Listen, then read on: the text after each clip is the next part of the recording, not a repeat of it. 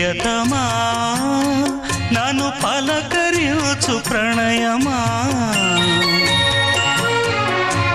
అతిథిలా నన్ను చేరుకున్న హృదయమా